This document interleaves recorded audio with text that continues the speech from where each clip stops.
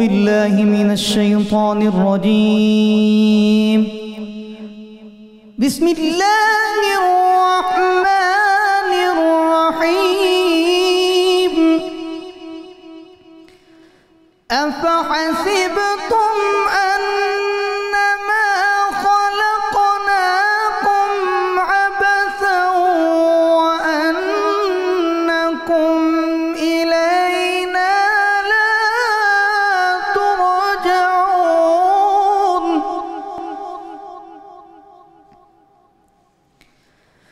فتعالى الله الملك الحق.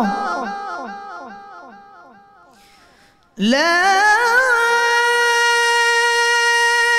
إله إلا هو رب العرش الكريم.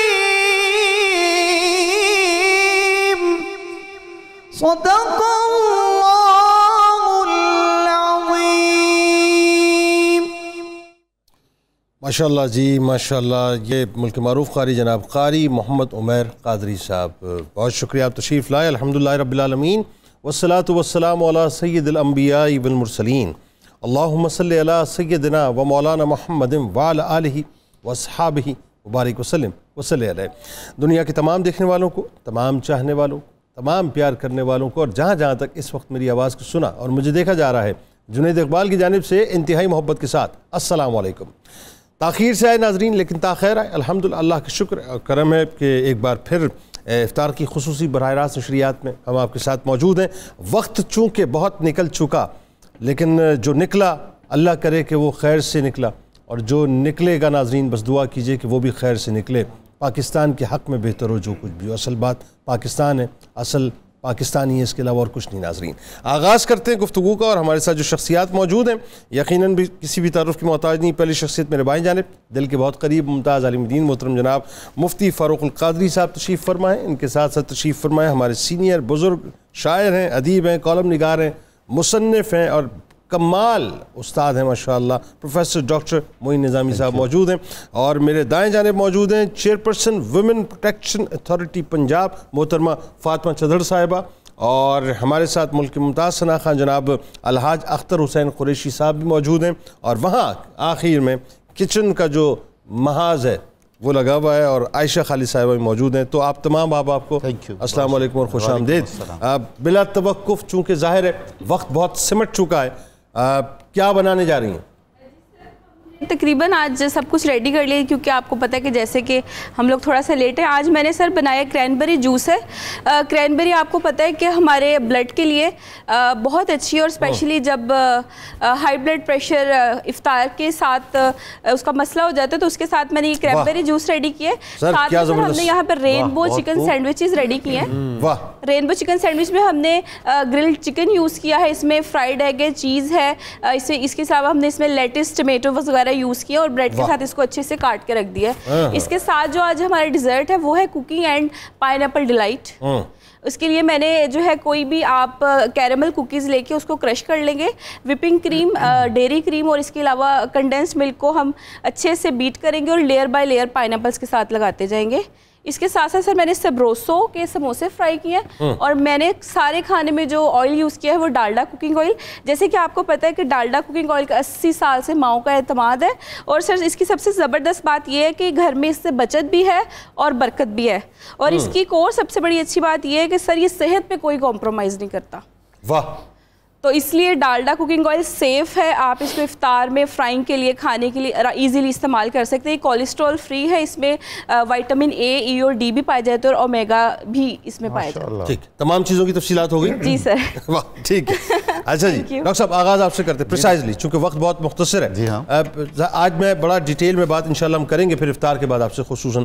یہ بتائیے کیونکہ آپ موجود ہیں ہمارے ساتھ افطار کے بعد بھی انشاءاللہ، اسلام میں جو خاندانی نظام کا تصور ہے ذرا اس پہ کچھ بات کرتے ہیں کہ کیوں اتنا فوکس کیا ہوا ہے، ساتھ رہو، ایک ساتھ ہونا چاہیے سب. جی ہاں، جو گھر ہے نا، میرا خیال یہ ہے کہ یہ انسانی معاشرے کو اگر ہم ایک جسم فرض کریں تو گھر خلیہ ہے، ٹھیک، مرکزہ ہے. جس طرح جو مثالیں دیں اسلام نے کہ دیوار بنتی ہے اینٹوں سے مل کے، افراد سے مل کے ایک گھر بنتا ہے, بہت سے گھروں سے مل کے ایک معاشرہ بنتا ہے. تو اسلام ہمیشہ اپنی سنہری تعلیمات کا بڑا ہی منطقی اور جو عقل کو اپیل کرنے والا انداز ہے وہ اختیار فرماتا ہے. جڑوں پہ توجہ دیتا ہے, کیونکہ جڑ بنیاد ہے. اگر گھر کا ادارہ مضبوط ہوگا, ہر اعتبار سے ہیلدی ہوگا, سائیکولوجیکلی فٹ ہوگا, ایک دوسرے سے وابستگی ہوگی, تو یقیناً وہ اس کی اچھائی اور اس کی مضبوطی اور اس کا استحکام محلے میں اور معاشرے میں ریفلیکٹ ہوگا, اور آگے چل کے پھر قوم میں اور ملت میں. اسی لیے ہر تہذیب نے اور ہر معاشرت نے گھر کے ادارے کو سر فہرست رکھا ہے اپنی اصلاحات میں اور اپنی توجہات میں. تو اسلام نے بھی ہمیں, اچھا یہ گھر ایک حریم ہے, حریم ایک پروٹیکٹڈ ایریا ہے جہاں آپ کمفرٹیبل ہیں, بالکل ٹھیک, جہاں آپ کی اپنی ایک پرائیویسی ہے, ایسے جہاں وہ جگہ آپ کے لیے ایک باغ ہے, ایک چمن ہے, ایسے ہی جہاں آپ کی تھکن اترتی ہے. تو وہ کہا جاتا ہے نا کہ اگر فردوس بر روئے زمین است ہمین است و ہمین است و ہمین است, اگر جنت کہیں زمین پر ہے تو وہ یہی ہے, یہی ہے. تو ہمارا گھر جنت کیسے ہو سکتا ہے, اس کو ہم جنت کیسے بنا سکتے ہیں, اس پر ساری آج اس پہ جا کے گفتگو کر. اور یہ اتنا اچھا, اتنا زبردست موضوع ہے ناظرین, اتنا میٹھا موضوع ہے کہ آپ نے افطار کے بعد ہمارے ساتھ لازمی رہنا ہے, کیونکہ آج بہت سی باتیں ذرا آپ کو کچھ پرانی یادوں میں انشاءاللہ میں لے کے جاؤں گا کہ پرانے وقتوں میں ہوتا کیا تھا اور آج ہم کر کیا رہے ہیں. یہ بتائیے محترمہ کہ آپ کا چونکہ ظاہر ہے اس حوالے سے بڑا کام بھی ہے اور آپ کو مشاہدہ بھی ہے, تجربہ بھی ہے, اسٹیٹس بھی آپ کے پاس ہے. ہمارے یہاں یہ جو گھروں کے ٹوٹنے کا رجحان بہت تیزی سے بڑھا ہے, کیا ہوا ہے, مطلب اس کے پیچھے اسباب کیا ہیں اور اتنی تیزی سے ایک دم سوسائٹی کے اندر تبدیلی کیوں آنا شروع ہو گئی؟ بسم اللہ الرحمن الرحیم. دیکھیں, سب سے پہلے تو جو اس بات کو ہم کہیں بھی ڈینائی نہیں کر سکتے کہ ہماری سوسائٹی میں جو ٹالرنس ہے اس کی بہت کمی ہو گئی ہے. بالکل ٹھیک. اور یہ ویری فرسٹ ڈے سے ماں کی گود سے جو ایک پرورش ہے بچے کی, وہ بیس بناتی ہے اس کی. تو گھر سے, جیسے پروفیسر صاحب نے بھی کہا کہ یہ چیزیں گھر سے شروع ہوتی ہیں. تو جب ایک بچہ, اس کی پرسنالٹی جب وہ پروان چڑھ رہا ہوتا ہے تو یہ اس کی لائف کا ایک میجر کمپوننٹ ہوتا ہے کہ اس کے اندر پیس, ہارمنی, یہ چیز اس کے اندر انجیکٹ کی جاتی ہے. انفارچونیٹلی اب وہ ہماری سوسائٹی میں اس کی کمی ہے. اب چونکہ دوسری طرف یہ بھی ہے کہ پہلے عورت کو اپنے رائٹس کے بارے میں وہ نہیں پتا تھا, وہ اتنی ایجوکیٹ نہیں تھی, اس کے پاس ایجوکیشن نہیں تھی, تو وہ سمجھتی تھی کہ اگر میرے ساتھ مار پٹائی ہو جاتی ہے یا میرے پاس ابیوز ہو رہا ہے, وائلنس ہو رہا ہے, تو that is the part of marriage life.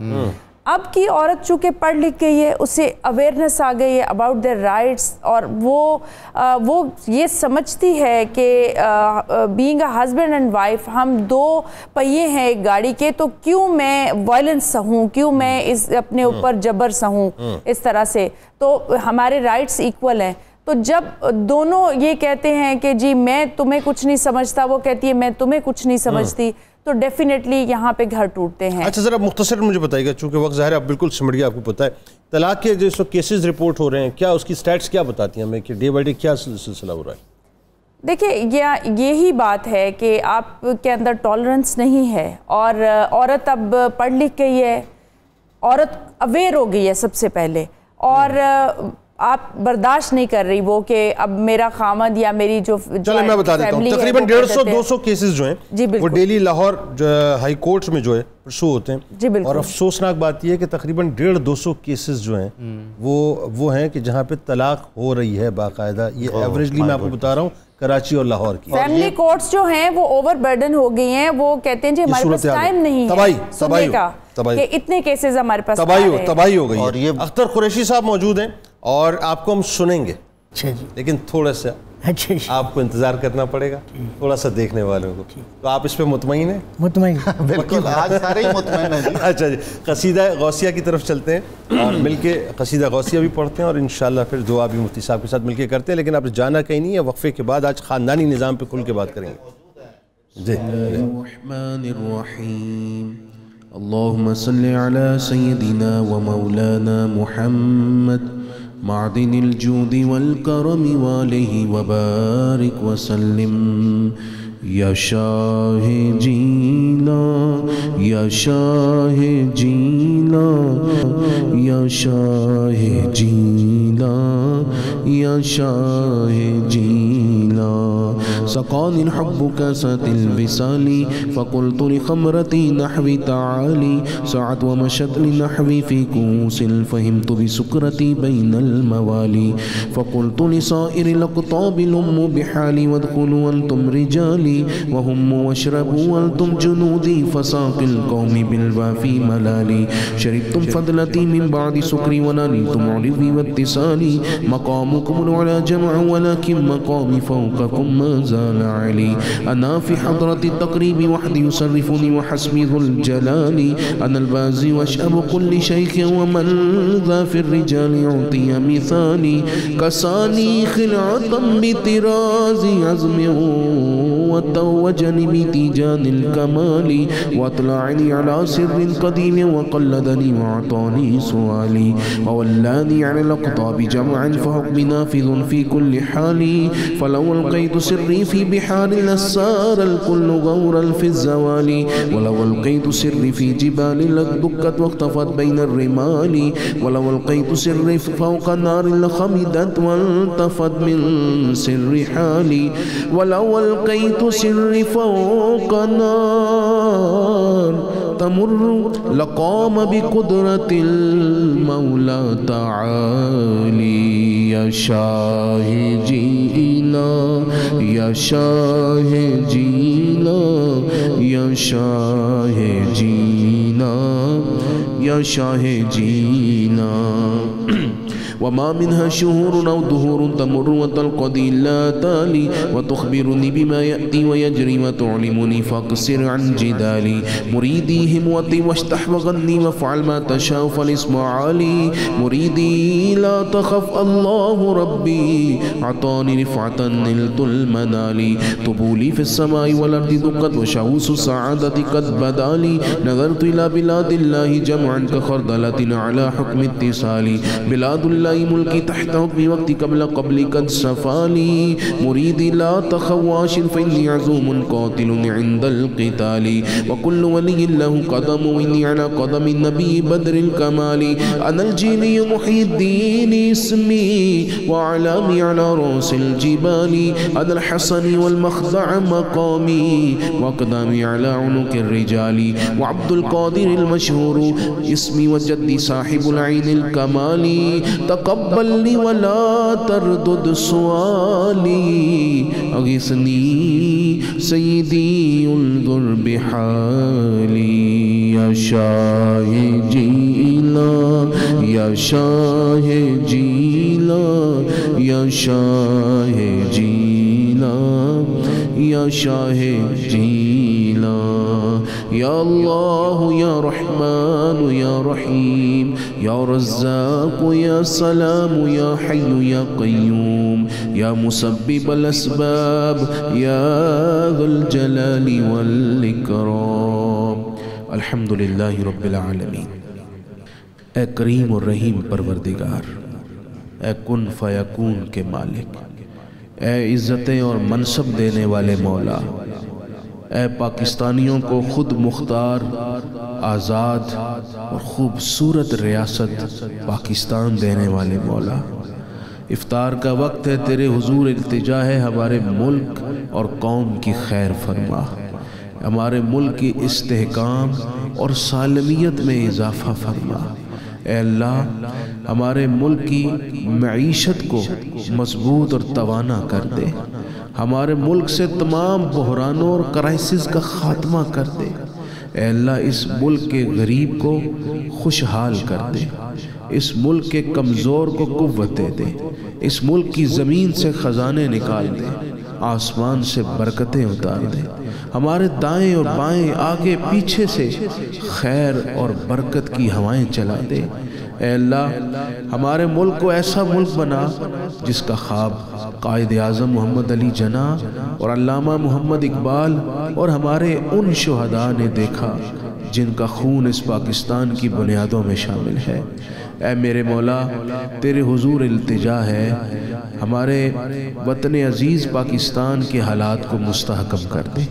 پروردگار جتنے ناظرین دعا میں شامل ہیں ہر ایک کے دسترخوان میں برکت دے دے، ہر ایک کے اولاد میں، کاروبار میں، رزق میں، صحت میں برکت دے دے۔ اے اللہ جو بیمار ہیں انہیں شفا دے، سید نعمان شاہ صاحب کو شفا عطا فرما۔ اے میرے مالک ہمارے ملک کی بیٹیوں کی عزتوں کو محفوظ رکھنا، ہمارے ملک کے بچوں کا مستقبل روشن کرنا، ہماری آنے والی نسل کو پاکستان کا مخلص اور وفادار بنانا، اور اے اللہ ہمارے وہ جوان جنہوں نے اس ملک کی حفاظت کے لیے اپنی جانیں پیش کی، افواج پاکستان کے سپاہی ہوں، ہمارے دیگر سیکیورٹی فورسز کے سپاہی ہوں، سب سے راضی اور سب کے درجات بلند فرما۔ وصلی اللہ تعالی علی حبیبہ سیدنا و مولانا محمد وعلی آلہ واصحابہ اجمعین برحمتک یا ارحم الراحمین۔ آمین۔ تو ناظرین اکرام آپ بھی افطار کیجئے، ہم بھی افطار کرتے ہیں، اپنے لیے دعا کیجئے، اپنے احباب کے لیے دعا کیجئے، اور خاص طور پر اپنے پاکستان کے لیے دعا کیجئے کہ اللہ تعالیٰ پاکستان پر اپنا خصوصی فضل و کرم فرمائے اور ان کرائسس کے لمحات سے ہم نکل کر ایک ترقی یافتہ قوم مل جائے انشاءاللہ۔ وقفے سے جب لوٹیں گے یعنی افطار کے بعد تو آج خاندانی نظام پہ بات کریں گے اور آپ کو کچھ ماضی کے جھروکوں میں لے کے جائیں گے، بتلائیں گے صاحب کہ ہوتا کیا تھا اور کھڑے ہوئے ہم کہاں پر ہیں۔ لوٹ کے واپس آئیں گے۔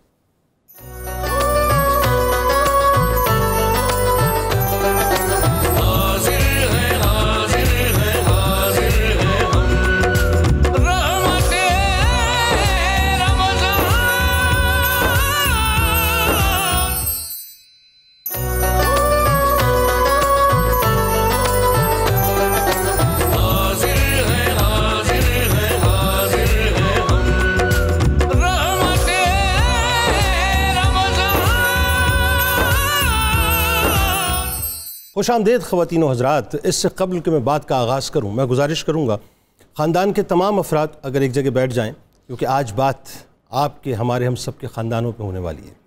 ناظرین، خاندان معاشرے کی وہ بنیادی اکائی ہے جس سے معاشرہ تشکیل پاتا ہے۔ خاندان کے تمام افراد وہ ستون ہوتے ہیں جو اس بنیادی معاشرتی اکائی کو تشکیل دیتے ہیں۔ یہ اکائی ناظرین جس قدر مضبوط اور مستحکم ہوگی معاشرہ اتنا ہی بہتر اور توانا ہوگا، ورنہ آپ کا حال بھی بہت سیدھی سی بات ہے مغربی معاشرے کی طرح ہوگا جہاں خاندان کا تصور مکمل طور پر ختم ہو چکا ہے۔ اسی طرح ناظرین نسلوں کی بنیاد میں بھی یہی خاندان ہوا کرتا ہے، اور خاندان کی بنیاد وہ بنیادی اصول و تعلیمات پہ ہوتی ہے جن سے خاندان جڑے رہتے ہیں۔ اسی لیے اسلام نے رشتوں کو بہت زیادہ اہمیت بھی دی ہے اور اس کی حفاظت کو ضروری بھی قرار دیا ہے۔ ذرا تصور تو کیجئے ناظرین، اب آئیے ذرا میرے ساتھ تھوڑا سا ٹریول کیجئے، تصور کیجئے کہ کتنا سادہ اور حسین ترین دور تھا جب خاندان والے ایک ہی چھت کے نیچے بیٹھ کر دکھ سکھ ایک کیا کرتے تھے، جب ایک ہی چھت کے نیچے ایک ہی دسترخوان پر ایک ہی ہنڈیا میں کئی لوگ بیٹھ کر کھا لیا کرتے تھے۔ کتنا حسین دور تھا ناظرین جب گھر کے بڑے رات کو ایک جگہ جمع ہوتے تھے اور دل کھلی کیا کرتے تھے، جب دادا دادی اور نانا نانی کی برکتیں گھروں کو پر نور کر دیا کرتی تھیں، جب دادا دادی ایک دوسرے سے نوک جھونک کیا کرتے تھے اور بچے ان ظرافتوں سے لطف اندوز ہوا کرتے تھے، جب صبح سویرے ناظرین سب ایک ہی دسترخوان پر ناشتہ کیا کرتے تھے اور رات کھانے پر ایک دوسرے کا انتظار کیا کرتے تھے، جب مغرب کا وقت ہوتے ہی دادی کی گرجدار آواز بچوں کو گھر میں سمیٹ دیا کرتی تھی، جب چچا تایا ماموں کے روب سے بچے اونچی آواز میں بات نہیں کیا کرتے تھے، یہاں تک کہ والد کے دوستوں تک کا احترام کیا کرتے تھے، جب بچوں کو دادا دادی اور نانا نانی اپنی باہوں میں سمیٹ کر اور اپنی گود میں لٹا کر کہانیاں سنا کر ان کی شخصیت کو تیار کیا کرتے تھے اور اسلاف کے کارنامے ان کے وجود کے اندر باقاعدہ انڈیلا کرتے تھے، جب فجر کے وقت گرجدار آواز میں دادا سب کو نماز کے لیے جگایا کرتے تھے، اور جب گھروں سے ناظرین صبح سویرے قرآن کی تلاوت کی آواز گونجا کرتی تھی، جب سب گھر والے ناظرین بشمول خاندان والوں کے دکھ سکھ سانجھے سمجھا کرتے تھے، جب کسی ایک کی تکلیف پورا خاندان محسوس کرتا اور کسی ایک کی خوشی کو پورا کا پورا خاندان انجوائے کیا کرتا تھا. جب محبت ناظرین کمرہ بند کر کے مصنوعی ایپ میں تلاش نہیں کی جاتی تھی. کہنے دیں مجھے یہ جملہ صاحب کہ جب محبتیں کمرے کو بند کر کے لاک کر کے مصنوعی ایپ میں تلاش نہیں ہوتی تھیں بلکہ زندہ رشتوں کے لمس سے حاصل کی جاتی تھیں, جہاں آنسوؤں کو پوچھنے والے اور سر پر ہاتھ رکھنے والے ناظرین 10-10 ہاتھ بیک وقت موجود ہوا کرتے تھے. جب گھر کے ہر چھوٹے بڑے فیصلے گھر کے بزرگ کیا کرتے تھے اور بچے اس پر اپنا سر تسلیم خم کیا کرتے تھے. جب ترقیاں ایک دوسرے کے پر بن کر منازل طے کروایا کرتی تھیں, جو مضبوط ہوتا وہ کمزور کا سہارا بن کر اسے بھی بنا دیا کرتا تھا, اٹھا دیا کرتا تھا. جب بیٹیاں ناظرین آپس ہی میں پرائی ہو جایا کرتی تھیں اور جب کوئی بات ہوتی ناظرین تو ایک دوسرے کے دکھ سکھ میں کھڑے ہو جایا کرتے تھے. وہ کب بڑی ہو جاتی تھیں, کیسے بڑی ہو جاتی تھی, کب ان کا جہیز بن جاتا تھا, کب بیاہ دی جاتی تھی, پتہ ہی نہیں چلتا تھا. جب بچوں کی تعلیم و تربیت بڑوں کی مشترکہ ذمہ داری ہوتی تھی, پھر وہ وقت آیا ناظرین, کہنے دیجئے مجھے افسوس کے ساتھ کہ وہ وقت آیا کہ زمانے نے ایک کروٹ لی, ایک تبدیلی آئی کہ جب خاندانی نظام کو جدید دور کی دیمک نے مکمل طور پہ کھوکھلا کرنا شروع کر دیا, مغربی تہذیب نے ذہنوں کو منتشر کرنا شروع کر دیا, ہم ایک دوسرے سے الگ ہونا شروع ہو گئے, الگ گھر کی باتیں ہونے لگیں, آزادی کی آوازیں بلند ہونے لگیں, پرائیویسی کا رونا رویا گیا, ضروریات کا بہانہ بنایا گیا, حالات کا نوحہ پڑھا گیا, مالی تنگی کو فسانہ بنایا گیا, ذہنی ہم آہنگی نہ ہونے کا رونا رویا گیا, خوشیاں رشتوں سے نکل کر غیروں میں تلاش ہونے لگیں, رشتوں کو بوجھ سمجھا جانے لگا, دل کا بوجھ غیروں میں ہلکا کیا جانے لگا, گھر کی چھتیں بٹ گئیں, دسترخوان تقسیم ہو گئے, ہنڈیاں تقسیم ہو گئی, دادا دادی اپنی اولادوں سے محروم ہو گئے. وہ آشیانہ ناظرین جو برسوں میں جا کر ہمارے بزرگوں نے سجایا تھا, جس کی تختی پر بزرگوں کا نام لکھا ہوا تھا, وہ تختی وہاں سے اتار لی گئی. یعنی جس آشیانے نے ایک ایک تنکا بڑی محنتوں سے جمع کیا تھا, وہ نئی تہذیب اور نئے افکار کی بھیٹ ناظرین مکمل طور پر چڑھا دی گئی اور تنکا تنکا ہو کے بکھر گیا. معاشرے کی ترقی اور نشو و نما کا انحصار ناظرین جہاں خاندان پر ہے, یاد رکھیے گا, وہاں معاشرے کی تنزلی اور انتشار کا انحصار بھی اسی خاندان پر ہوا کرتا ہے. مغرب کی عورت, بہت مثال آج مغرب کی عورتوں کی دی جاتی ہے. مغرب کی عورت اپنی ممتا کی قربانی دے کر جب باہر نکلی ناظرین انڈسٹریل ریولوشن کے موقع پہ, تو وہ اس کے بعد پلٹ کے واپس نہیں آئی. سب کچھ تباہ و برباد ہو گیا, خالی گودے ہو گئیں, ویران گھر ہو گئے, گھر وہاں کاٹنے کو دوڑنے لگے. عورت کی آزادی اور معاشی استقلال نے ناظرین وہاں کے خاندانی نظام کو مکمل طور پہ برسٹ کر کے رکھ دیا. یعنی اس مغرب کی تخلیق کی گئی جہاں نوجوان نسل کی اکثریت ایسے افراد پر مشتمل ہے جنہیں اپنی ماں کا پتہ ہے تو اپنے باپ کا پتہ نہیں, باپ کا پتہ ہے تو ماں کا پتہ نہیں, یا پھر ماں باپ دونوں ہی کا علم نہیں ہے. یعنی عالم یہ ہے کہ دادا دادی, نانا نانی, چچا چچی, تایا پھپا, ماما مامی کا تصور تو دور کی بات ہے ناظرین, بھائی بہن کے مقدس رشتے بھی وہاں پر ختم ہو کر رہ گئے ہیں. مغرب آج شدت سے خاندانی نظام کی طرف پلٹنا چاہتا ہے ناظرین, اور ہم شدت سے اپنے خاندانی نظام کو تباہ کرنے کے درپے ہیں. یاد رکھیے, اسلام ایک ایسا خاندانی نظام کا تصور پیش کرتا ہے ناظرین جو حقوق و فرائض اور خلوص و محبت, ایثار و قربانی کے اعلیٰ ترین قلبی احساسات اور جذبات کی مضبوط ڈوروں سے بندھا ہوا ہے. اسلام ایک ایسا خاندان چاہتا ہے جس میں افراد خاندان کے ایک جگہ بیٹھے, امن و امان سے رہیں, سکون و راحت سے رہیں, عافیت سے رہیں, اور ایک دوسرے کی خوشی میں خوش ہوں اور ایک دوسرے کے غم کو اپنے قلب کے اندر محسوس کریں. یہ ہمارا وتیرہ تھا, ہماری تہذیب, ہمارا کلچر, ہمارا تمدن, ہماری نارمز اور ہمارا اسلام ناظرین یہی کہتا ہے. بدقسمت یہ ہے کہ آج ہم سنگل فیملی سسٹم یعنی انڈیویجول لائف سسٹم کی طرف جا رہے ہیں. ہم نے اپنے ہاتھوں سے آگ لگا دی ہے اپنے جوائنٹ فیملی سسٹم کو. اللہ تعالیٰ ہمیں عقل سلیم عطا کرے کہ جو بڑوں کے سائے میں پلتے ہیں پھر وہی بڑے بنا کرتے ہیں. ہم آغاز کرتے ہیں. ہمارے ساتھ 3 شخصیات موجود ہیں, یقیناً کسی بھی تعارف کی محتاج نہیں. پہلی شخصیت میرے دل کے بہت قریب, ممتاز عالم دین محترم جناب مفتی محمد فاروق القادری صاحب تشریف فرمائیں. دوسری شخصیت ہمارے بزرگ ہیں, خوبصورت شاعر ہیں, خوبصورت ادیب ہیں, زبردست کالم نگار ہیں, بہترین مصنف ہیں اور کمال استاد ہیں. ممتاز علمی اور روحانی شخصیت جناب پروفیسر ڈاکٹر معین نظامی صاحب تشریف فرمائیں. اور میرے دائیں جانب موجود ہیں ماہر تعلیم, زبردست اسپیکر جناب ڈاکٹر فرحان خان عباسی صاحب. تینوں آپ کو ایک بار پھر خوش آمدید. السلام علیکم. مفتی صاحب, انتہائی حساس بھی موضوع ہے اور آپ نے رہنا ہے ناظرین اپنے خاندان کے ساتھ ہمارے اس پروگرام میں, کیونکہ آج بہت سی باتیں آپ کو بتلانی ہیں. ہم نے آغاز آپ سے کرتے ہیں. ابتدا میں ہم نے گفتگو کی تھی اسلام میں جو خاندانی تصور ہے یا خاندانی نظام کا جو تصور ہے, لیکن اس میں ساتھ ساتھ میں چاہتا ہوں آپ ایڈ کیجئے کہ جو ہمارے یہاں مرد کا اور عورت کا کردار خاندان کے اس نظام میں بڑی بنیادی حیثیت ان دونوں کی، وہاں سے آغاز کی۔ بسم اللہ الرحمن الرحیم۔ جنید بھائی، اسلام نے جو خاندانی نظام کا تصور دیا ہے، یہ جن بنیادوں پر قائم ہے، ان بنیادوں میں سے صلہ رحمی، محبت، الفت، احساس اور ایثار ہے۔ آپ نے جو گفتگو فرمائی، آپ نے اپنے انٹرو میں خاندانی نظام کے مثبت پہلو بھی ذکر کیے، اور اس وقت جو خاندانی نظام بکھر گیا ہے اس کی خرابیوں کا، اس کے بدترین نتائج کا بھی ذکر کیا ہے۔ دراصل خاندانی نظام کا یہ مطلب نہیں کہ خاندان جتنا بڑا ہو جائے آپ ایک ہی چار دیواری میں سمٹ جائیں۔ ٹھیک ہے۔ خاندانی نظام کا جو اسلام دیتا ہے اس کا مطلب یہ ہے کہ آپ اگرچہ ضرورت کی وقت مختلف گھروں میں آباد ہو جائیں، لیکن آپ سب کے دل ایک رہیں۔ واہ، بہت اچھی بات، بہت اچھی۔ آپ ایک امبریلا کے نیچے اپنے بزرگوں کے زیر سایہ رہیں۔ واہ۔ آپ رشتوں کو جوڑ کر رکھیں، آپ ایک دوسرے کے دکھ سکھ میں شریک ہوں، آپ اپنے فیصلے کرتے ہوئے اپنے بزرگوں سے مشاورت ضرور کریں۔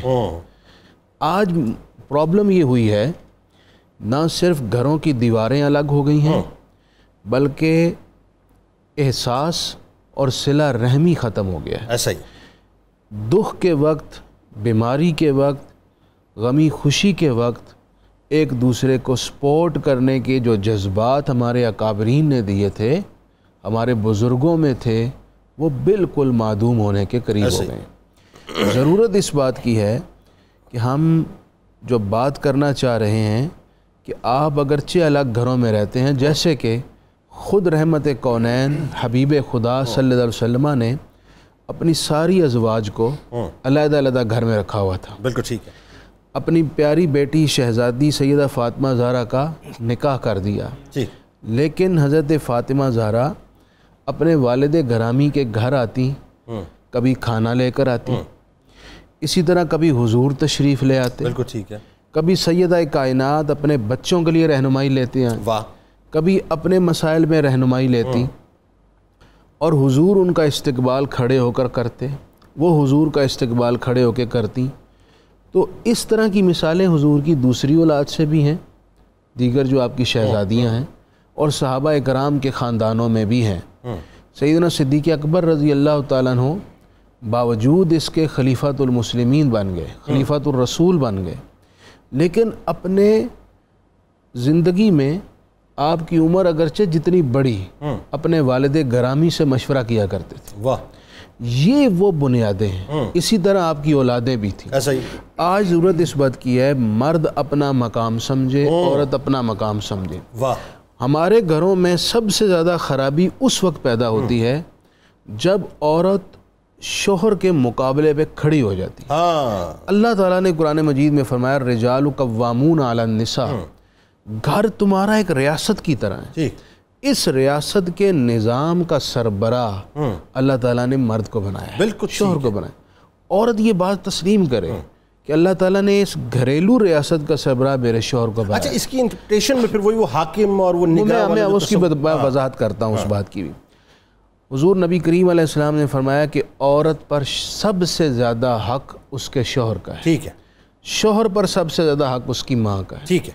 ہر رشتہ اگر اپنی ڈومین میں رہے، عورت مرد کے ماتحت نظام چلانے کے لیے، اس کا یہ مطلب نہیں ہے کہ عورت اور مرد برابر نہیں ہیں، ٹھیک ہے، یا عورت اور مرد کے آپس میں رائٹس کے معاملے میں برابر ہے، حقوق کے، وہ اسی کی بات کر رہا ہوں، حقوق کے معاملے میں جس طرح حق اسلام عورت کو حقوق کے اعتبار سے دیتا ہے، مرد کو بھی حقوق کے اعتبار سے دیتا ہے۔ اچھا، ایک دو جملے صرف کہنا چاہوں گا۔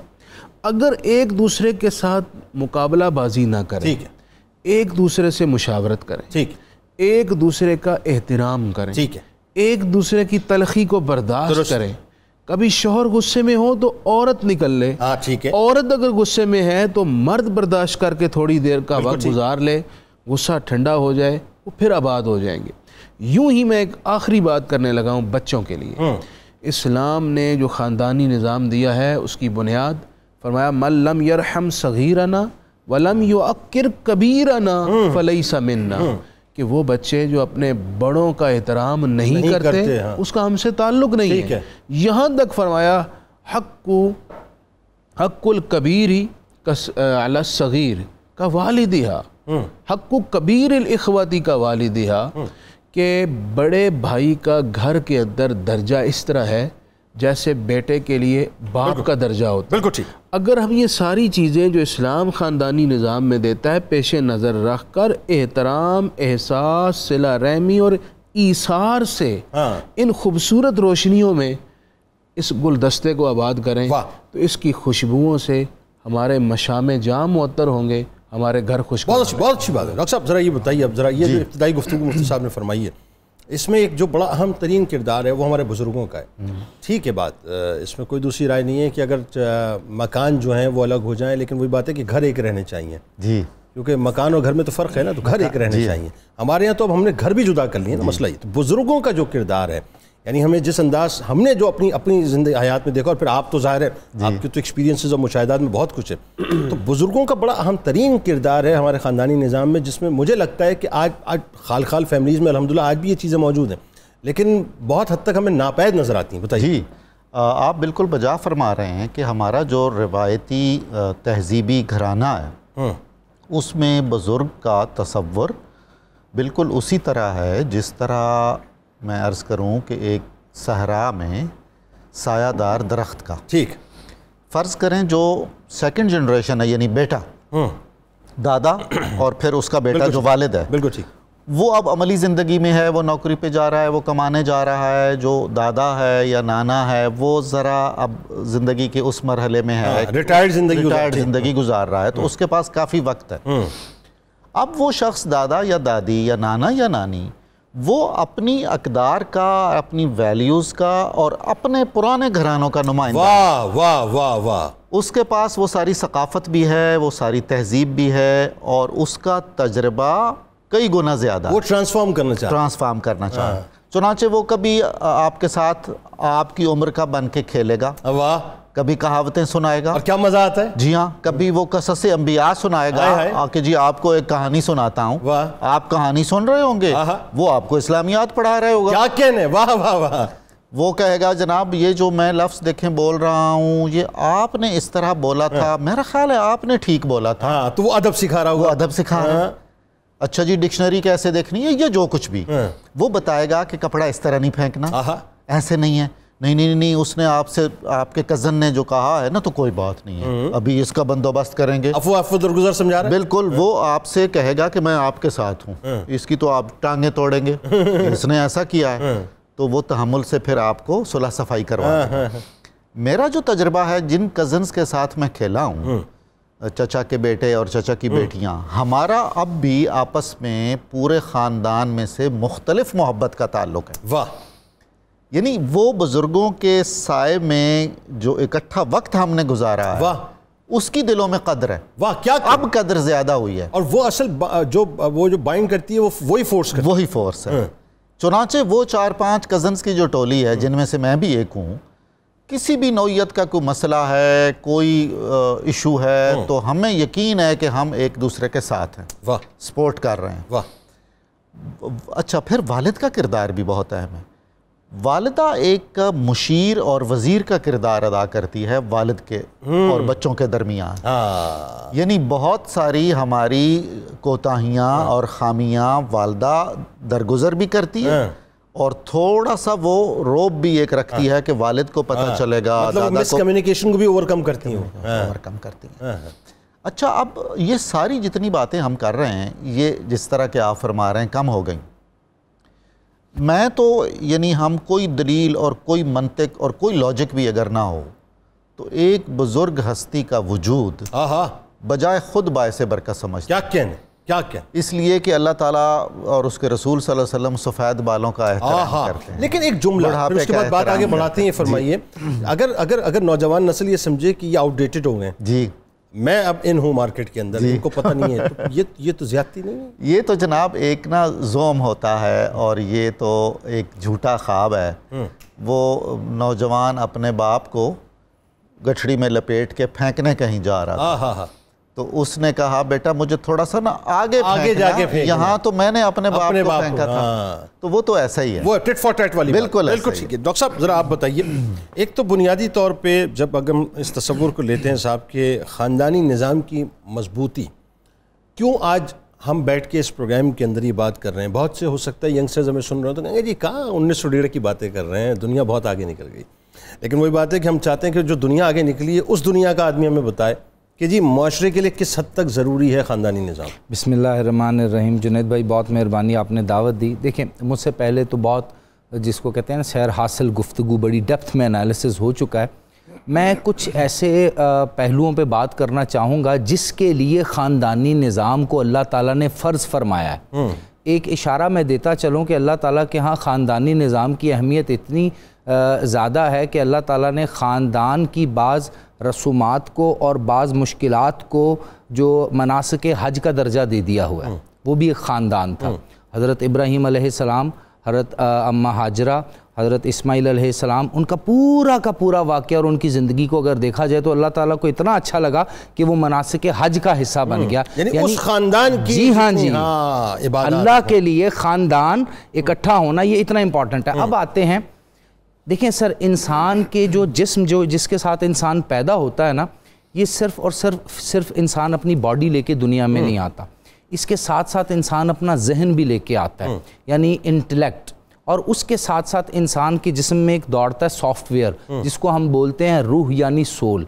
اب اگر آپ دیکھیں تو جو خاندان ہے نا وہ باڈیلی نیڈ بھی پوری کرے گا، وہ انٹلیکچوئل نیڈ بھی بہت پوری کرے گا، وہ اسپرچول نیڈ بھی پوری کرے گا۔ اب اگر خاندان کو آپ سائیڈ پر رکھ دیتے ہیں تو آپ کی باڈیلی نیڈ دنیا میں کہیں بھی پوری ہو سکتی ہے، کہیں آپ ہاسٹل میں رہ سکتے ہیں، کسی اور کے گھر رہ سکتے ہیں، زندگی گزار سکتے ہیں، آپ کی انٹلیکچوئل نیڈ کچھ حد تک آپ کے اساتذہ کرام پوری کر سکتے ہیں، لیکن گیپ رہے گا۔ ہاں، وہ جو گیپ ہوگا وہ کون سا گیپ ہوگا؟ وہ آپ کی اسپرچول نیڈ کا گیپ ہوگا، جس کا ذکر سر نے ابھی کیا، مفتی صاحب نے ابھی کیا۔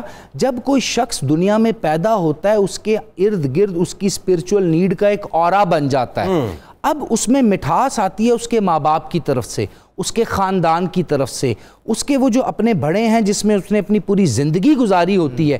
تو میرے نزدیک تو کوئی بھی انسان جو ہے اس کا جانور سے فرق، جو اگر ہم جو بایولوجیکل فیچرز میں بھی دیکھیں تو اس میں بھی انسان کا انٹلیکٹ اور انسان کی جو اسپرٹ ہے، یعنی اسپرچول ڈیولپمنٹ ہے، آپ اپنی زندگی میں وقت کے ساتھ ساتھ جتنا زیادہ روحانی ڈیولپ ہوتے چلے جاتے ہیں، اس میں خاندان کا بہت زیادہ رول ہے، خاندان کے بزرگوں کا بہت زیادہ رول ہے، آپ کے براٹ اپ کا بہت زیادہ رول ہے۔ اور سر دیکھیں، ایک فرد جو ایک خاندان سے باہر نکلا، ایک فرد کسی اور خاندان سے نکلا، ایک فرد کسی اور، اس طرح پورا معاشرہ، وہ جو اوپر والی پیڑھی تھی وہ قبر میں جانے سے پہلے ایک معاشرہ آپ کو دے گئی، اس معاشرے نے پھر ایک پورے کا پوری مملکت کھڑی کرنی ہے۔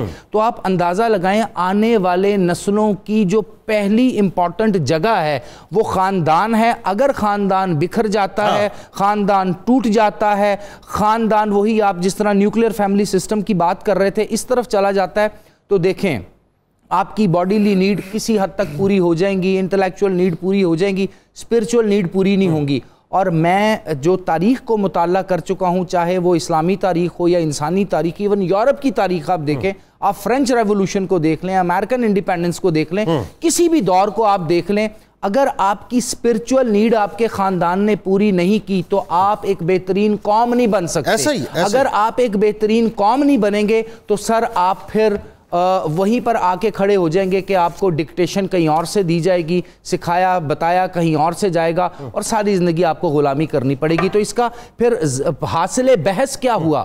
وہ یہی ہوا کہ جو اسلام نے ہمیں حکم دیا ہے خاندانوں کا، بزرگوں کی عزت کا، خاندانی نظام کو محکم رکھنے کا، اور اس کے ساتھ ساتھ اپنی نسل کی جو پہلی آماج گاہ ہے جس کو کہتے ہیں سوشلائزیشن کا first institution that is family, اس کو آپ نے منظم کرنا ہے۔ بالکل ٹھیک، بالکل ٹھیک ہے۔ ناظرین ہمارے ساتھ رہیں، بڑی خوبصورت گفتگو ہو رہی ہے، اور جا کے لوٹ کے واپس آتے ہیں اور پھر آپ کو یہ بتلائیں گے صاحب کہ بنیادی طور پہ ایک سوال جو ہمارے ذہنوں میں بہت عام سا سوال ہے اور بہت عام سی بات ہے کہ ہمارے یہاں خاندانی نظام جو ہے اس کے ٹوٹنے کی وجوہات کیا ہیں؟ یعنی ایک تو بات یہ نا کہ ویسٹ سے ٹھیک ہے ہوا چلی، لیکن کیا اتنا کمزور خاندانی نظام تھا کہ فوراً ہی ٹوٹ گیا؟ اس پہ گفتگو کریں گے اور پھر آپ کو یہ بھی بتائیں گے کہ ہمارے یہاں یہ جو تباہی ہے وہ کس حد تک بڑھ چکی ہے کہ ہم مغرب کی پیروکاری میں کہاں تک چلے گئے۔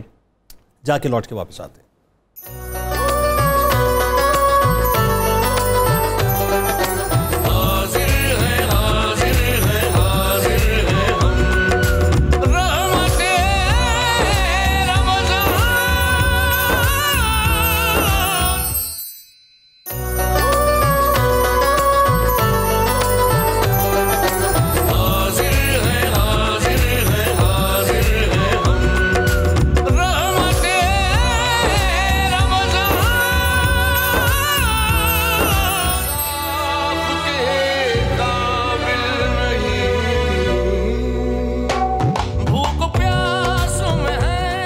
آپ کو ناظرین ایک بار پھر میں خوش آمدید کہتا ہوں۔ خاندانی نظام کے حوالے سے گفتگو ہو رہی ہے اور مجھے یقین ہے کہ بہت ٹچی گفتگو ہے جو انشاءاللہ آپ کے دلوں کو چھو کر ضرور جائے گی۔ اپنے بچوں کو ساتھ لے کے بیٹھیے گا، ادھر ادھر بھاگنے مت دیجیے گا ان سے کہیں بیٹھیں اور سنیں کہ بڑے اس وقت کیا فرما رہے ہیں۔ مفتی صاحب ذرا یہ بتائیے، جو موجودہ دور میں میں بڑا قسم ساتا ہوں اس بات پر، جو میں نے اپنے ابتدائیے میں بھی اظہار کیا ہے، یہ جو میرا ابتدائیہ آج تھا نا، یہ ایکچولی میری وہ آبزرویشن تھی جو میں بچپن سے دیکھتا آیا اور سنتا بھی آیا، ظاہر ہے وہ میں نے کوشش کی کہ الفاظ میں ڈھالوں، لیکن جب میں اس پورے نقشے کو پیش کرنے کے بعد اس پورے نقشے کو جب میں چکناچور ہوتے ہوئے دیکھتا ہوں تو مجھے تکلیف ہوتی ہے۔ اس تباہی کی وجہ کیا ہے یہ بتائیے۔ جنید بھائی، پنجاب میں آپ کو عرض کروں KPK میں بھی، سندھ اور بلوچستان کا مجھے کوئی زیادہ علم نہیں ہے، ابھی بھی خاندانوں میں، اکثر خاندانوں میں یہ رواج ہے کہ خاندان میں کوئی ایک بڑا فوت ہو جائے، جس کی چھتری میں، جس کے زیر سایہ خاندان جمع ہوتا ہے، اس کے انتقال کے بعد کسی دوسرے کو متبادل بڑا مانا جاتا ہے۔ واہ، اس کے سر پر پگڑی باقاعدہ باندھی جاتی ہے۔ ایسی اچھی بات ہے۔ اس کا مطلب یہ ہوتا ہے کہ اس بزرگ یا اس بڑے کہ اب ہم سب ماتحت ہیں، جو یہ فیصلہ کیا کریں گے خاندان کو جوڑے رکھنے سے متعلق ہم تسلیم کریں گے۔ واہ۔ ایک تو وجہ یہ ہے کہ اب خاندانوں نے کسی کو بڑا سمجھنا چھوڑ دیا۔ جب آپ کسی کے زیر سایہ سب جمع نہیں ہوں گے، آپ اپنی انڈیویجول، اپنی ذات کو اور اپنی رائے کو پرائیورٹی دیں گے تو نتیجہ کیا نکلے گا؟ تقسیم۔ نتیجہ نکلے گا کہ آپ جدا اور الگ ہو جائیں گے۔ درست۔ دوسری بات یہ، پہلے خاندان اس لیے جڑے رہتے تھے کہ خاندان کے اجتماعی مفاد کو اپنے ذاتی مفاد پر لوگ ترجیح دیتے تھے۔ درست۔ آج ہم اپنی ذاتی ترقی کے لیے خاندان کو چھوڑنا تک قبول کر لیتے ہیں۔ بالکل ایسا۔ تیسری بات یہ ہے کہ پہلے بھی لوگ مزدوری کرتے تھے، کام کاج کرتے تھے، لیکن لالچ نہیں تھی۔ بالکل ایسا۔ آج لالچ بڑھ گئی۔ بالکل ایسا۔ پیسے کی ہوس، میں بڑا بنوں، اس نے خاندانوں کو کچل دیا۔ درست۔ چوتھی بات یہ ہے کہ ہمارے دلوں کے اندر سے صلہ رحمی، احترام، ایک دوسرے کے احساس کے جذبات ختم ہو گئے ہیں، یا اتنے نہیں رہے جتنے پہلے تھے۔ بالکل ٹھیک۔ اگر یہ چیزیں آج بھی ہوں کہ یہ میرا بھائی ہے، یہ میری بہن ہے، یہ میرے والد ہیں، یہ میری والدہ ہیں، یہ میری خالہ ہے، یہ میرے ماموں ہیں، تو میں عرض کروں کہ جن خاندانوں میں آج یہ جذبات ہیں وہ آج بھی جڑے ہوئے ہیں۔ میں آپ کو سچ بتاؤں، ایک زمانہ، اور ظاہر ہے آپ بہتر جانتے ہیں کہ ہمیں یاد ہے اچھی طرح کہ جب ہم یہ اسکول کا وقت ہوتا تھا تو اگر ہم باہر مثال کے طور پہ جا رہے ہیں، کہیں کسی کام سے جا رہے ہیں اور دور کہیں ہمیں ابا کے دوست نہیں، محلے کا کوئی بزرگ آدمی نظر آ جائے اور اگر منہ میں چھالیاں ہمارے ہو، ہم چھالیاں جو ہے تھوک دیا کرتے تھے ادب کے مارے کہ کہیں وہ ہمارے ابا تک بات نہ پہنچ جائے۔ ایسے ہی یہ خوف کا حال۔ اور آج تو دن دناتے پھرتے ہیں جی، سب کچھ جو ہے وہ آئس، چرس، افیم، گانجا، سگریٹ، شراب، سب کچھ اوپنلی ہو رہا ہے۔ جنید بھائی، آپ کو میں ایک دو مثالیں عرض کروں۔ نبی کریم صلی اللہ علیہ وسلم کی رضائی والدہ حضرت حلیمہ سعدیہ آئیں، حضور نے اپنی چادر بچھا دی، سیدہ حلیمہ سعدیہ کو اس کے اوپر بٹھایا، اور عرب میں کسی کے لیے اپنی چادر بچھانے کا مطلب ہوتا تھا کہ جو سردار کسی کے لیے چادر بچھائے اس کو یوں سمجھ لی جیسے پرائم منسٹر کو پروٹوکول نہیں دیا جاتا، ایسا پروٹوکول دیا، سرکار چادر بچھا دے، ختم ہو گئی نا بات۔ سیدہ خدیجہ کو علم ہوا کہ یہ تو حلیمہ سعدیہ ہیں جنہوں نے میرے شوہر کو دودھ پلایا تھا۔ حضرت خدیجہ کا اب دیکھیں کیا جذبہ تھا، خاندانی نظام کا تصور، کہا کہ میرے شوہر کو دودھ پلانے والی ہیں۔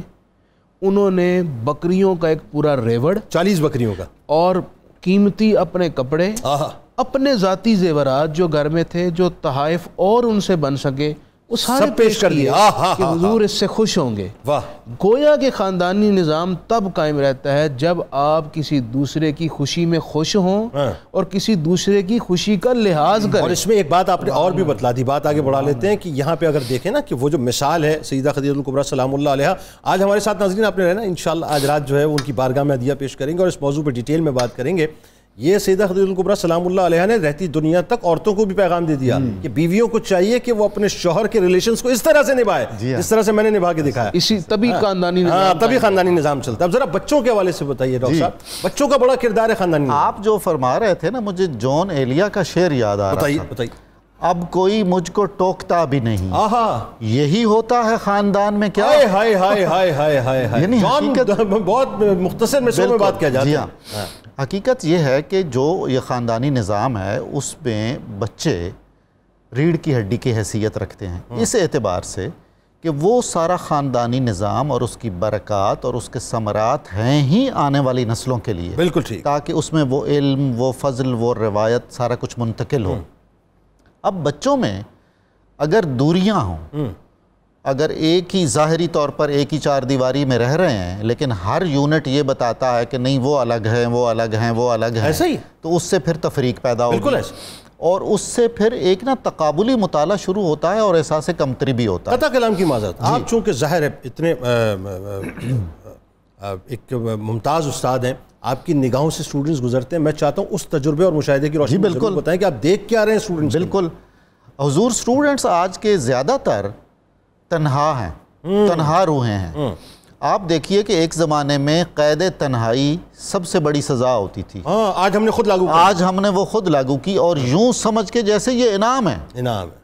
اور وہ جو تنہائی ہے، جذباتی تنہائی، نفسیاتی تنہائی، احساساتی تنہائی، وہ ہمیں بالکل مضبوط اور مستحکم انسان نہیں بناتی ہے۔ ہم سہاروں کے متلاشی رہتے ہیں، بالکل ٹھیک ہے، وہ سہارے ہم جہاں بھی بیٹھے ہوں ہم ایک مجازی دنیا میں جا کر، سائبر سپیس میں جا کے حاصل کرتے رہتے ہیں۔ یعنی بچوں اور نوجوانوں کو اس تنہائی نے جو ہے وہ آئسولیٹ کر دیا اور خاندان سے دور کر دیا۔ آج کا نوجوان اپنے گھر میں آنے والے مہمانوں کو نہیں ملتا، ترجیحاً نہیں ملتا، اور اگر بڑوں کی محفل لگی ہوئی ہو تو اس میں نہیں بیٹھے گا، نہیں بیٹھتا، اس لیے کہ اس کا خیال ہے کہ یہ تو دقیانوسی باتیں ہیں، بالکل ایسا ہے، میں اس دوران میں 50 میسج کر لوں گا، 18 گانے سن لوں گا اور کچھ اور کر لوں گا۔ ہماری عمر میں 15 برس میری عمر تھی، مجھے یاد ہے، اور 55 برس کے لوگوں میں ہم بیٹھا کرتے تھے، اور ابا اس بات پہ فخر محسوس کرتے تھے کہ اہل علم کے درمیان بیٹھے ہوئے۔ حضور والا سچ پوچھئے تو میری جتنی بھی ڈگریاں ہیں وہ ساری ایک طرف، اور جو جبرن یا پھر سمجھ بوجھ کی زندگی میں اپنے احساس سے بڑوں کی محفل نصیب ہوئی ہے وہ ساری ایک طرف۔ بالکل ٹھیک ہے۔ علامہ اقبال نے کہا کہ میرے والد پڑھے لکھے نہیں ہیں، لیکن ان کے پاس 1 گھنٹہ جو میں بیٹھتا ہوں لاہور سے جا کے سیالکوٹ، وہ ویسٹ کے کسی بڑی رچ لائبریری میں کئی دن گزارنے سے بہتر ہے۔ علامہ اقبال قرآن پڑھا کرتے تھے، سمجھایا والد نے کہ پڑھنا اس طرح کہ جی سمجھایا والد نے، بالکل ایگزیکٹلی۔ تو وہ جو ہے نا، یہ فیضان نظر تھا یا کہ مکتب کی کرامت تھی، سکھائے کس نے اسماعیل کو آداب فرزندی، وہ فیض نظر لیک کر گیا۔ اب ہمارے گھروں میں نہیں ہے، وہ کم ہے، بہت ہے، لیکن اس میں بھی مسئلے مسائل ہیں۔ بالکل ٹھیک۔ ہر شخص کا اب یہ مسئلہ ہو گیا کہ اس کی توجہات کا مرکز وہ خود ہے، ٹھیک ہے، اور اس کا مستقبل ہے اور اس کی خواہشات ہیں۔ بالکل ٹھیک ہے۔ پھر ایک مسئلہ اور ہے، رشتے ناتے پہلے برادریوں میں ہوتے تھے، اب دور جدید نے یہ بتایا کہ یہ تو بڑا بیکورڈ ہونا ہے، آپ کو تو رشتے ناتے باہر کرنے چاہیے، اس میں ایک مجبوری بھی ہے، ایک گھرانے میں بچے بہت پڑھتے ہیں اور بچیاں نہیں پڑھتی، ٹھیک ہے، کہیں اس کے الٹ ہے، تو کوئی برابر کا کف ملتا نہیں ہے گھرانوں میں، تو ظاہر ہے باہر شادیاں یعنی باہر کرنے میں ویسے تو کوئی مذائقہ نہیں، لیکن کف ہونا ضروری ہے، کف والا ضروری ہے، بالکل ٹھیک۔ تو مطلب کیوں ایسا نہیں ہوتا کہ میرے گھرانے میں اگر بچوں کی لڑکوں کی تعلیم پر بہت توجہ دی جاتی ہے تو لڑکیوں کی تعلیم پر بھی اتنی ہی توجہ دی جائے؟ صحیح، درست۔ اچھا، دوسرا مسئلہ یہ ہے کہ جو رشتہ ہوتا ہے وہ ایک یا دو سٹیپس کے بعد وہ پھیکا پڑ جاتا ہے، وہ پھر ایک رشتے کی ایک بازگشت اور ایک ماضی کی کہانی تو رہ جاتی ہے، وہ رشتہ عملاً ایگزسٹ نہیں کرتا۔ بالکل ایسا۔ ڈاکٹر صاحب فائنلی جو تقابل جب ہم مغرب کا کرتے ہیں، مجھے ایک بات سمجھ نہیں آتی، یہ جو فضا چلی ظاہر انڈسٹریل ریولوشن کے بعد جو کچھ بھی ہوا ہمارے اب دیکھیں آپ، وہ گورباچوف نے جو اپنی آخری کتاب میں بات کہی تھی اس کے مجھے کچھ جملے میرے ذہن میں گونج رہے ہیں کہ اس نے کہا تھا کہ یہ جو عورت باہر نکلی ہے اس کے ذریعے سے ہم نے اپنی آمدنی تو بڑھا لی ہے لیکن تباہی اتنی بڑی آ گئی ہے کہ ہم نے اپنے خاندانی نظام کو تباہ کر کے رکھ دیا ہے اور ہمیں اس طرف واپس آنا چاہیے۔ یعنی مغرب کا ایک ایسا لیڈر جس کو دنیا مانتی ہے وہ یہ اعتراف کر رہا ہے کہ ہم نے غلطی کر دی ہے۔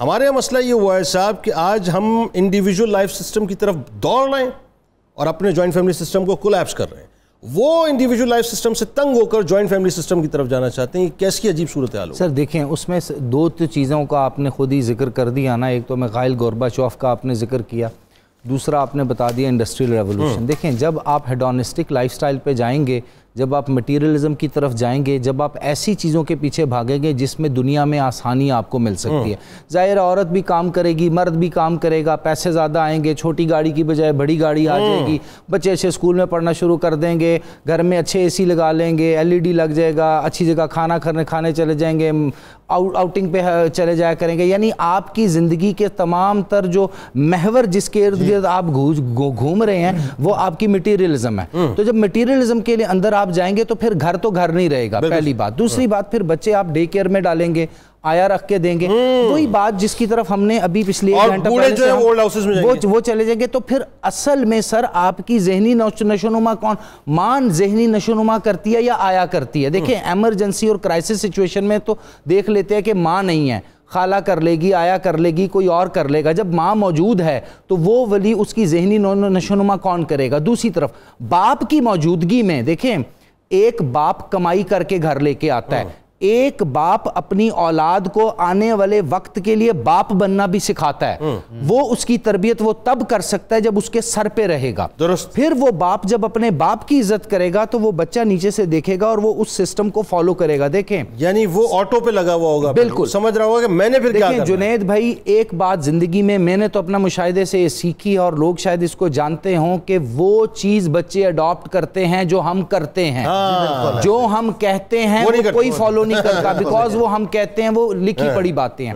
ایکچوئل بچہ جو ہے نا ویژول کا ہوتا ہے، بالکل اس کو آپ جتنا ویژول دکھائیں گے اتنا فالو کریں گے۔ سر اس میں ایکسپریشن ہوتے ہیں، اس میں فیلنگز آپ کی ہوتی ہیں۔ اب آ جاتے ہیں کہ اب ہمارا جو پاکستانی نظام ہے، مشرق کا نظام ہے، اسلامی نظام ہے، ہم کس طرف جا رہے ہیں۔ دیکھیں سر، جس طرح بھی گزارش کی ڈاکٹر صاحب نے بھی، مفتی صاحب نے بھی، کہ ہم اپنی زندگی کو اگر مٹیریلزم سے نکال کے سیٹسفیکشن کی طرف لے کے جاتے ہیں، اپنی زندگی میں تھوڑا ٹھہراؤ لے کے آتے ہیں، بہت جلدی بہت امیر ہونا، بہت جلدی بہت ترقی حاصل کرنا، بہت جلدی بہت کچھ بن جانے کی دوڑ سے باہر نکلتے ہیں، خاموشی سے باہر نکل کے سائڈ پہ کھڑے ہوتے ہیں۔ آپ دیکھیں، یہی دنیا آپ کے لیے گلزار بن جائے گی، یہی دنیا جنت بن جائے گی، اور اسی دنیا میں آپ بھی لوگوں کے لیے وہ جو کیا کہتے ہیں میشل راہ بھی بنیں گے، ان کے ساتھی بھی بنیں گے۔ ادروائز کیا ہوگا، آپ بھی لوگوں کے لیے ایک پورا جس کو کہتے ہیں نا بمب کا گولہ بن کے سارا دن پھرا کریں گے، کسی سے لڑیں گے، کسی کو ماریں گے، کسی کو تنگ کریں گے۔ کیوں؟ کیونکہ آپ کو مٹیریل گین حاصل کرنا ہے۔ بالکل ٹھیک، بالکل ٹھیک۔ بہت شکریہ آپ تینوں احباب کا تشریف لائے۔